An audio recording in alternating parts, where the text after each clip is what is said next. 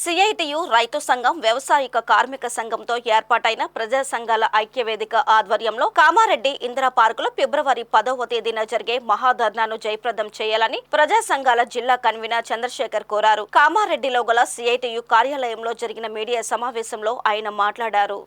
కేంద్ర బడ్జెట్ను వ్యతిరేకిస్తూ నిర్వహించే ఈ ధర్నాకు కార్మికులు, రైతులు, ప్రజలు, మున్సిపల్, గ్రామ పంచాయతీ, ఆశా వర్కర్లు, అంగన్వాడీ సిబ్బంది, మధ్యాహ్న భోజన పథకం కార్మికులు, ఐకేపీ, అసంఘటిత రంగ కార్మికులు తరలి రావాలి అని ఆయన కోరారు. మార్చిలో ప్రవేశపెట్టే బడ్జెట్లో అన్ని రంగాల కార్మికులకు కనీస వేతనం 26,000 రూపాయలు ఇచ్చేలా సంక్షేమ బోర్డు ఏర్పాటు చేయాలని ఆయన సూచించారు. రైతు సంఘం జిల్లా నాయకత్వం, వ్యవసాయ కార్మిక సంఘం జిల్లా నాయకత్వం హాజరు కావడం జరిగింది.